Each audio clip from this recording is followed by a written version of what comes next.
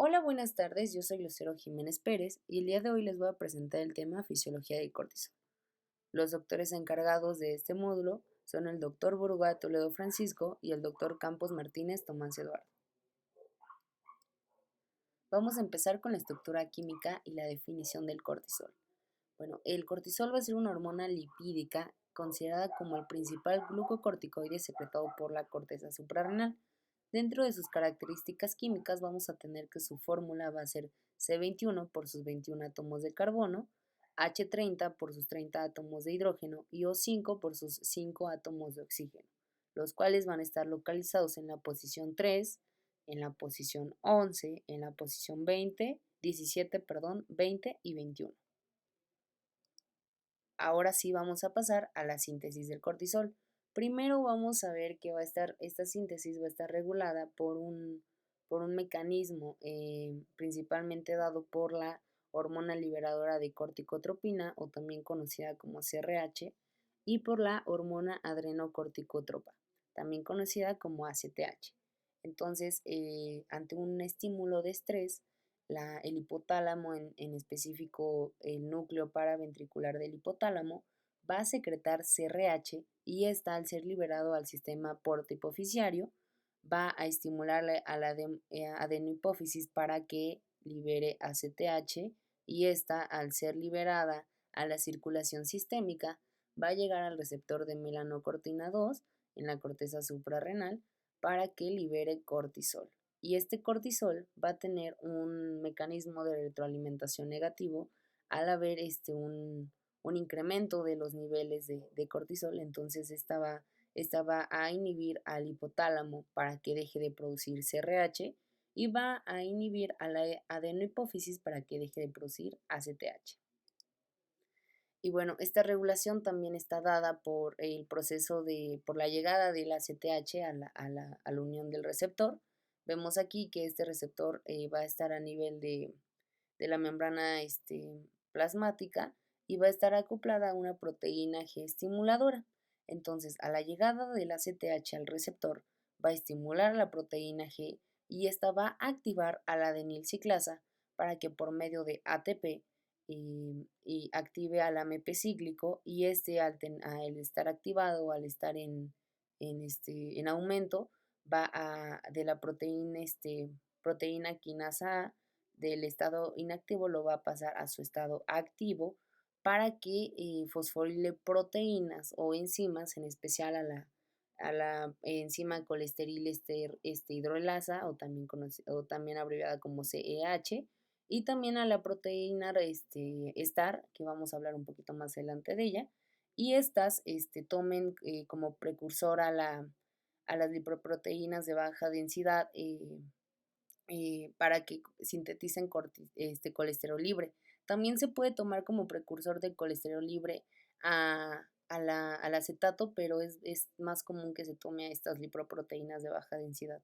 Entonces, pues ya tener el colesterol libre sintetizado, va a pasar a las mitocondrias, al retículo endoplásmico liso y va a ser el cortisol ya sintetizado liberado a circulación. Y bueno, el paso limitante en el cual está involucrado esta proteína reguladora de la esteroidogénesis aguda o también conocida como STAR, pues este paso limitante va a ser el paso, el suministro de colesterol o el paso del colesterol a la mitocondria para que se convierta en pregnenolona por la actividad de la enzima 2022 desmolasa, y esta pues va también a estar regulada por esta proteína. Y bueno, vamos a ver más adelante que va a ocurrir todo esto en la zona fascicular, en la corteza de la glándula suprarrenal, en la zona fascicular y en menor medida en la reticular. Por eso es que les puse con un color más intenso la zona fascicular y la zona reticular con un color menos, más opaco. Entonces, todo este proceso ya a la llegada del colesterol en la mitocondria, pues vamos a ver que por acción de la 2022 desmolasa va a convertir al colesterol en pregnenolona, y esto puede tomar dos vías, hacia la progesterona o hacia la 17 alfa hidroxipregnenolona, pero pues generalmente es esta vía, entonces vamos a detallar esta vía. Bueno, ya tenemos pregnenolona, entonces ahora la enzima 17-hidroxilasa va a catalizar esta conversión hacia 17-hidroxipregnenolona. Y a su vez, la enzima 3-beta-hidroxiesteroide deshidrogenasa tipo 2 va a convertir este producto en 17-hidroxiprogesterona para que la 21-hidroxilasa lo convierta en 11-desoxicortisol y así se dé el último paso de esta síntesis donde actúa la 11-beta-hidroxilasa para convertir al cortisol.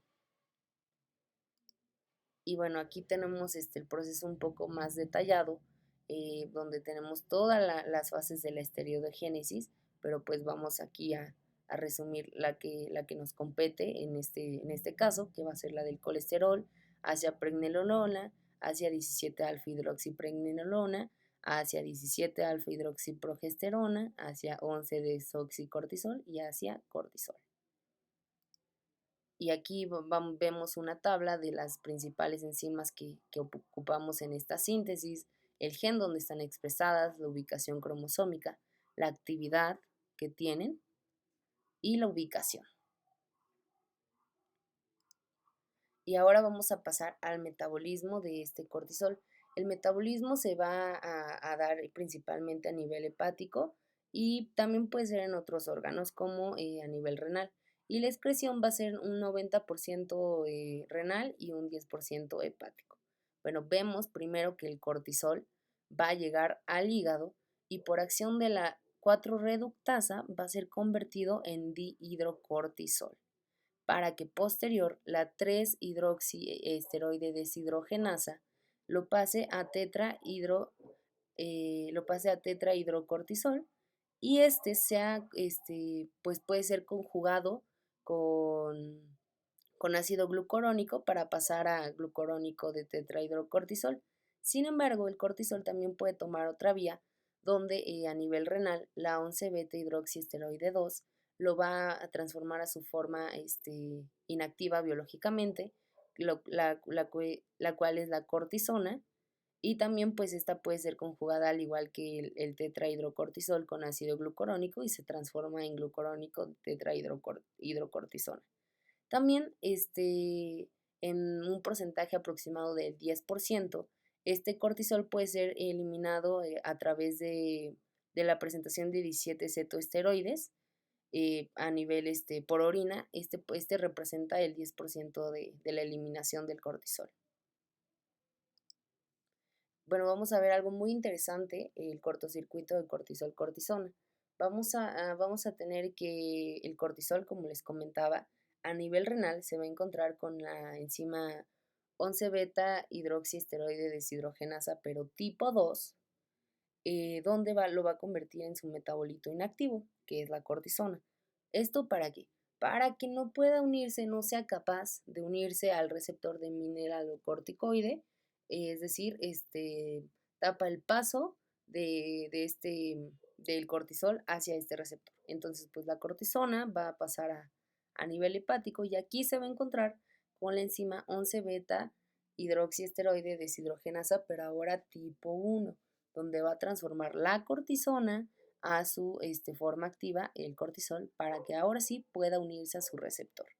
Y así sucesivamente el cortisol pasa a nivel renal, otra vez se inactiva y esto conforma el cortocircuito cortisol-cortisona. Vemos que esta enzima, 11-beta hidroxiesteroide deshidrogenasa tipo 2, va a estar expresada a nivel de riñón, colon, glándulas sudoríparas y la 11-beta hidroxiesteroide deshidrogenasa tipo 1 a nivel de piel, hígado, tejido adiposo. Y bueno, ahora su transporte del cortisol. Vamos a ver que generalmente el cortisol va a estar unido a proteínas plasmáticas. Principalmente va a estar unido a esta proteína llamada globulina fijadora de corticosteroides o también llamada transcortina, que va a estar producida al hígado y se va a unir al cortisol en un 75%, va a tener una alta afinidad por y tiene una capacidad de unión al cortisol alrededor de 25 microgramos sobre decilitro. También va a estar unido en un porcentaje del 15% aproximadamente a albúmina y va a estar en un porcentaje libre el cortisol, más específico al 10%, y este va a tener una capacidad de unión de 1 microgramo sobre decilitro. Acá hay una imagen donde vemos al cortisol unido al CBG, cortisol libre y cortisol unido al albúmina. Bueno, ahora su concentración y secreción. En condiciones basales, el cortisol va a estar, es decir, en condiciones sin estrés, va a variar de 8 a 24 miligramos por día o una media de 9.2 miligramos por día. Sin embargo, esta secreción, esta concentración, va a estar mediada por algo llamado ritmo circadiano del cortisol, que va a estar estimulado por la hora del día, es decir, a las 8 de la mañana, cuando es generalmente que las personas despiertan, vamos a tener una concentración máxima, que va a ser la concentración máxima de cortisol de 10 a 12 microgramos. Aquí vemos el pico máximo a las 8 de cortisol. Posteriormente, conforme va avanzando el día, esta concentración va disminuyendo. Vemos que a las 4 va a disminuir casi a la mitad. Para las 10 de la noche ya está a una cuarta parte y a las 4 de la mañana va a tener la mínima concentración de cortisol para que después, pasando de esta hora de las 4 de la mañana, otra vez empieza a incrementar y pase a su pico máximo. Es decir, vamos a simplificarlo con esta tabla. Tenemos a las 8 de la mañana que va a ser el pico máximo. Entonces, conforme avance el día en la comida, bueno, vamos a ver más adelante esto, la comida estimula la liberación de cortisol, va a empezar a disminuir, ¿no? Vemos aquí la disminución. Y para las 4 de la tarde, vemos que ya hay una disminución casi a la mitad de cortisol. Y sigue el transcurso del día. Y para en la noche vamos a tener una disminución gradual para que a las 4 de la mañana, que es nuestro pico mínimo, empiece a avanzar gradualmente hasta llegar otra vez al pico máximo y así el ciclo cada día. Y bueno, este ritmo, estos picos van a ocurrir cada 20 o 30 minutos a lo largo de todo el día. Aquí les puse una gráfica para simplificar un poco mejor esto. Vemos aquí el pico máximo, transcurre el día, baja, baja, baja, pico mínimo, empieza a subir, sube, sube, sube, pico máximo, baja, baja, baja y así sucesivamente. Y bueno, el cortisol también va a estar estimulado, su secreción por una respuesta al estrés. ¿Pero qué es el estrés? El estrés va a ser se define como un ajuste fisiológico, psicológico y de la conducta del organismo ante, ante situaciones, ante condiciones de adversidad leve o excesiva. Y estas van a generar una respuesta del organismo que va a experimentar, que se experimentan ante condiciones reconocidas como estresores o situaciones estresantes. Vamos a tener que esta respuesta al estrés va a estar mediada en 3 fases. Una, la fase de alerta o de alarma, que va a activar al eje hipotálamo hipoficiario adrenal, el que ya les hablé al principio, que va a activar también a su vez reacciones de lucha, como lo son incremento del gasto cardíaco, de la frecuencia ventilatoria, de la presión arterial, glucosa en sangre, y también va a inhibir funciones innecesarias al momento de la respuesta del estrés, como lo son la disminución de la digestión o funciones relacionadas con el descanso, conciliación del sueño o con la reproducción. Y bueno, después pasando de esta respuesta aguda al estrés, estas, estos factores pues van a regresar a un equilibrio, se van a restablecer. Sin embargo, cuando hay un estrés prolongado, se va a cumplir la segunda fase de resistencia, donde el individuo va a soportar el estrés físico y mental, pero esto va a derivar en el agotamiento de las reservas orgánicas. Y al suceder esto, el funcionamiento del sistema neuroendocrino va a ser deficiente y nos va a situar entonces en la fase 3, fase de agotamiento, que va a favorecer a los desajustes de las respuestas fisiológicas. Es decir, que al tener una exposición ya crónica al estrés, va a causar pues un estrés crónico que va a favorecer a la aparición de desajustes en las respuestas neuroendocrinas, en la homeostasis energética, en conductas, por ejemplo, de alimentación, y esto va a dar condiciones pues fisiopatológicas. Aquí vemos pues la imagen del sistema del eje hipotálamo hipoficiario adrenal, la secreción de cortisol, su llegada al sistema, al torrente sanguíneo y pues sus múltiples efectos sobre los órganos. Esto en una respuesta aguda al estrés. Y bueno, ¿cómo va a ser el mecanismo de acción? Pues principalmente el receptor del cortisol va a estar expresado en el gen GR, en el NT3C1, en el brazo largo del cromosoma 5 para ser específicos. Primero va a llegar el cortisol al receptor glucocorticoide o el receptor GR, y el cual el receptor va a estar unido a proteínas chaperonas o proteínas de choque térmico, en específico a la proteína 90 de choque térmico. Y bueno, como recordamos, el cortisol, al ser una hormona lipídica, pues va a pasar muy fácilmente la membrana hasta llegar al citoplasma. Entonces, una vez en el citoplasma, no va a poder unirse a este receptor por acción de estas proteínas de choque térmico, pero al unirse, lo que va a hacer es un cambio conformacional y la disociación de estas proteínas para que éste pueda pasar fácilmente hacia el núcleo. Y es aquí donde inicia todos estos factores de transcripción, se una a receptores de cromatina y tenga su unión con sitios de ADN específicos, que son llamados elementos de respuesta a glucocorticoides o GR, y estos estimulan el ARN mensajero, expresen genes específicos, y estas proteínas resultantes de todos estos procesos pues desencadenen la respuesta de este glucocorticoide llamado cortisol. ¿Y qué factores van a inhibir y estimular esta liberación de cortisol? Pues bueno, algunos que lo estimulan van a ser el estrés físico, como intervenciones quirúrgicas, traumatismos, estrés psicológico como ansiedad, depresión, ejercicio intenso en un grado inicial, alimentos ricos en carbohidratos, ya que estimulan el sistema de recompensa, deshidratación, consumo de cafeína diario, un alcoholismo, insomnio, cambios también en el ciclo circadiano, que es muy importante, la anorexia nerviosa, embarazo y administración de estrógenos o también de anticonceptivos orales. Algunos factores que inhiben el cortisol, pues va a ser masaje y meditación terapéutica. Se ha demostrado que también algunos prebióticos, actividades que disminuyan respuestas hasta a estrés como yoga y tai chi, relaciones sexuales, alimentos con vitamina C, ya que disminuyen el cortisol al liberar la dopamina, alimentos ricos en fenilalina, al igual que la vitamina C.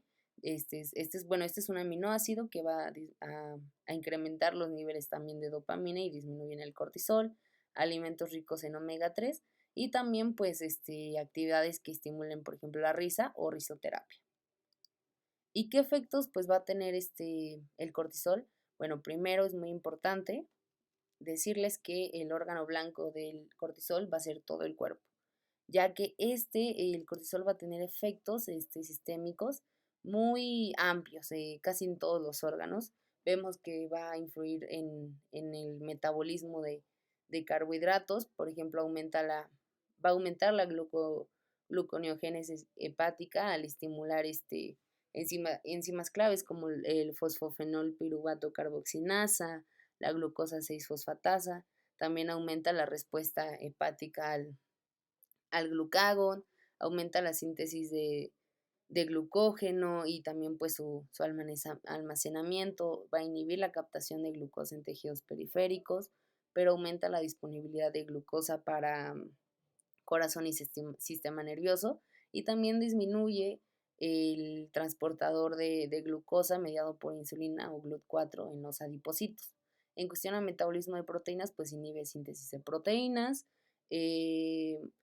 También acelera el catabolismo de estas proteínas. En cuestión a lípidos, va a aumentar la liberación de glicerol y ácidos grasos libres mediante la lipólisis, es decir, que va a inducir a la lipólisis, por lo que va a aumentar también la concentración de triglicéridos y colesterol total.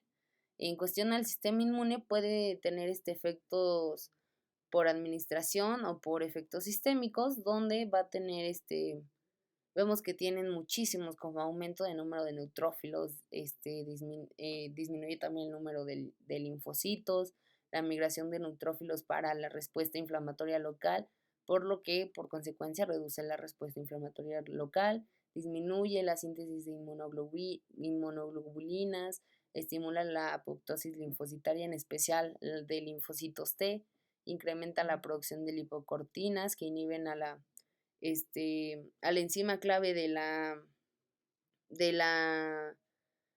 la síntesis de prostaglandinas, la fosfolipasa A2, disminuye la conversión de monocitos a macrófagos, la producción de citocinas proinflamatorias y aumenta la de citocinas antiinflamatorias. También tiene otros efectos, por ejemplo, a nivel óseo, como la diferenciación de osteoblastos, inhibe la función osteoblástica, el crecimiento óseo y la captación de vitamina D. En tejido conjuntivo va a inhibir la síntesis de proteínas en los fibroblásticos, lo que va a causar pues un adelgazamiento del tejido subcutáneo y un retardo en la cicatrización. Y por ejemplo, en nivel ocular se ha demostrado que incrementa la producción de humor acuoso y también favorece el depósito de proteínas en la matriz intersticial, y que algunos también puede causar cataratas. En cuestión a nivel cardiovascular, aumenta el gasto cardíaco, aumenta también el tono vascular al facilitar la acción de vasoconstrictores, reduce por consecuencia la vasodilatación por óxido nítrico y regula la expresión de receptores adrenérgicos. A nivel renal, en la nefrona distal, aumenta la retención de sodio y pérdida de potasio, aumenta la tasa de filtración glomerular, incrementa el transporte de sodio en el túbulo proximal, aumenta la excreción de calcio y reduce la reabsorción de fosfatos en los túbulos. También tenemos otros efectos, por ejemplo, en el desarrollo fetal, tenemos que aumenta la producción del surfactante en pulmón fetal, que es fundamental para que al momento del nacimiento los alvéolos se extiendan. Aumenta también el desarrollo acelerado de sistemas de enzimas hepáticas y gastrointestinales, y también ayuda a la maduración de órganos fetales como el hígado, el pulmón, páncreas y médula suprarrenal. En cuestión a hormonas, vemos que en las hormonas tiroideas va a inhibir la síntesis y liberación de TSH, y por consecuencia inhibe o disminuye la capacidad de TRH a respuesta de TSH. También disminuye la conversión de T4 a T3, disminuye la pulsatibilidad de GnRH, y esto a su vez provoca la disminución de la secreción de LH y FH, que provoca un decremento en la concentración de testosterona en cuestión a hombres y de estrógenos en cuestión a mujeres. A nivel del sistema nervioso central también tiene algunos efectos, por ejemplo, en exceso causa un estado eufórico, en una exposición prolongada puede causar irritabilidad, gravedad emocional, alteraciones de la memoria o de la concentración, también se ha relacionado con un aumento del apetito, concentraciones altas de cortisol, de insomnio, y también pues disminuye la liberación de SRH y ACTH. Entonces vemos por qué el cortisol, el órgano blanco, es todos los sistemas: sistema nervioso, cardiovascular, inmune, reproductor, renal. Entonces vemos que tiene diferentes efectos sistémicos, por lo cual lo vuelve una hormona muy importante, ya que está relacionada con muchas fisiopatologías, y pues como les mencionaba, un estrés crónico, una liberación crónica de cortisol puede causar muchos eventos anormales en el organismo. Y bueno, esto sería todo de mi parte. Muchas gracias por su atención. Espero haya sido de su agrado.